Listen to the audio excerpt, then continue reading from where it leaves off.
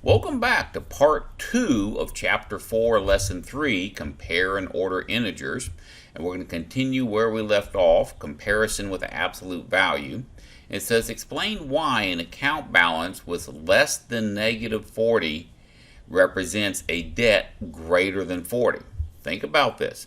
It's on a number line. So your account balance says negative 40 and we want a number less than negative 40. That means it's going further to the left, further down the number line. And let me just say a little thing here. If your account reads negative numbers, that is assumed to be a bad thing. You don't want negative numbers in your checking account because that means you have bounced checks and you have to pay extra fines. And if you bounce enough of them, then they come and arrest you and take you away. True story. I have arrested people for bouncing checks before. Not a happy thing.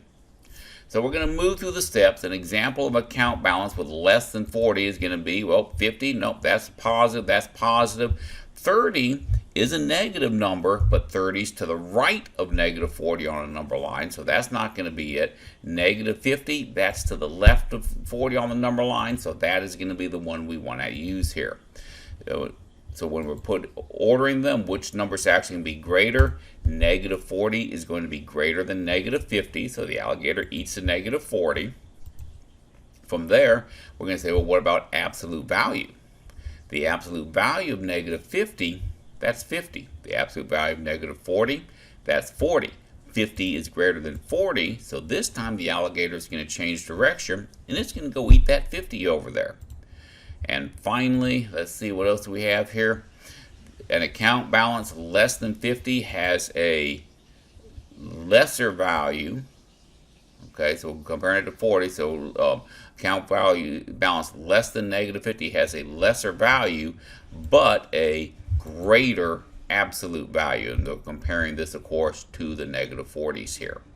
Check that one. That checks. And yep, so the account ending in negative 50 debt means a debt of $50, which is greater than the debt of $40. Even though an account balance of negative 50 is less than a negative 40, the debt is going to be greater because its absolute value is greater. Once again, it's fixing to be your turn. We got an extra example. An extra example means you get to do it. Compare with absolute value, pause the video, solve this problem. Explain why an elevation less than negative 4 feet represents a depth greater than 4 feet.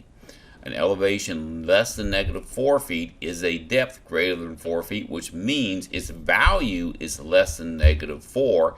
However, it is also farther away from ground level. It's going deeper in the ground. And ground level, of course, can be considered 0, so its absolute value is going to be greater than the positive 4 value. Check your answers. Easy math. Anybody can do this stuff. And now we're going to get an apply problem.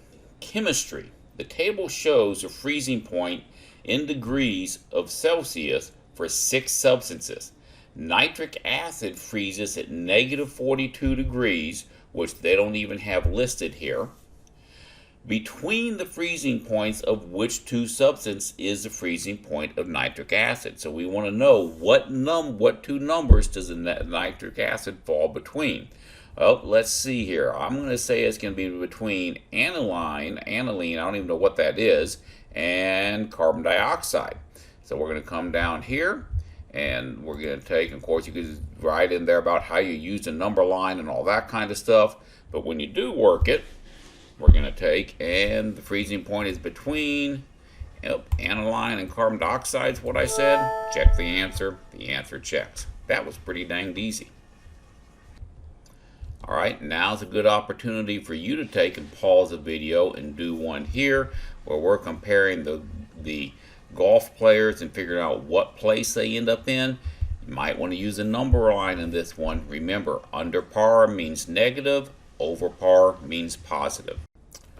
Alright, I shamelessly borrowed this number line from the internet. I guess it belongs to Byju's learning app, but hey, it was there. I used it. Get over it. We're going to start off with Jamal. Jamal is 2 under par, which is a -2.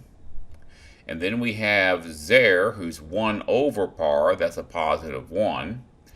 Dante is even, which means he's, whoops, I put that in the wrong spot. That means he's going to be right on 0.